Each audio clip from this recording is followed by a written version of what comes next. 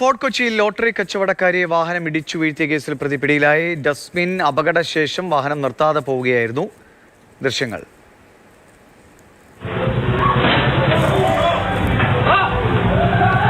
റിയ ബേബിയുണ്ട്. റിയ, എന്തൊരു ഇടിയാണ് സംഭവിച്ചത്? അവരുടെ ആരോഗ്യസ്ഥിതി എങ്ങനെയുണ്ട്?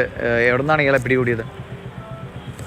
ഈ ഫോർട്ട് കൊച്ചി സ്വദേശികളായ ഡസ്റ്റ്ബിൻ, അതോടൊപ്പം തന്നെ അലോക് എന്ന് പറഞ്ഞ മറ്റൊരാൾ കൂടി ഇപ്പോൾ പോലീസിന്റെ പിടിയിലായിട്ടുണ്ട്. ഈ സ്കൂട്ടർ ഓടിച്ച ആളും പിന്നിലിരുന്ന ആളുമാണ് പിടിയിലായത്.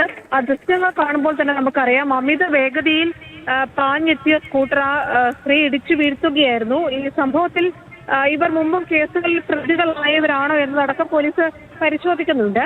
ജാമ്യത്തിലിറങ്ങിയ രണ്ടുപേരാണ് എന്നതാണ് നിലവിൽ പ്രാഥമികമായി മനസ്സിലാക്കാൻ കഴിയുന്നത്. അക്കാര്യത്തിലും പോലീസ് അന്വേഷണം ആരംഭിച്ചിട്ടുണ്ട്. ഫോർട്ട് കൊച്ചി വെച്ചാണ് ഈ സംഭവം നടക്കുന്നത്. ലോട്ടറി വിൽപ്പനക്കാരിയായിരുന്നു 62കാരി. റോഡ് മുറിച്ചു കടക്കുന്നതിനിടയിൽ ഈ വേഗതയിൽ വന്നെത്തിയ സ്കൂട്ടർ ഇവരെ ഇടിച്ചു വീഴ്ത്തുന്നത് കാണാം. ഈ അപകടശേഷം ഈ വാഹനം നിർത്താതെ അവിടെ നിന്ന് കടന്നു കളയുകയുമായിരുന്നു. സ്ത്രീയുടെ കൈക്ക് പൊട്ടലുണ്ട്, ഒപ്പം തന്നെ കാലിന് നടുവിനും പരിക്കുകളുണ്ട്. ചികിത്സ തേടി ഇപ്പോൾ വീട്ടിലാണുള്ളത്. എന്തായാലും ഈ സംഭവത്തിൽ ആ ദൃശ്യങ്ങൾ ഞെട്ടിപ്പിക്കുന്നതാണ്. പോലീസ് ആ CCTV ദൃശ്യങ്ങൾ സഹിതം പരിശോധിച്ചപ്പോഴാണ് ഈ വാഹനം കണ്ടെത്തുകയും ഈ വാഹനം ഓടിച്ചിരുന്ന രണ്ടുപേരെയും കസ്റ്റഡിയിലെടുക്കുകയും ചെയ്തത്.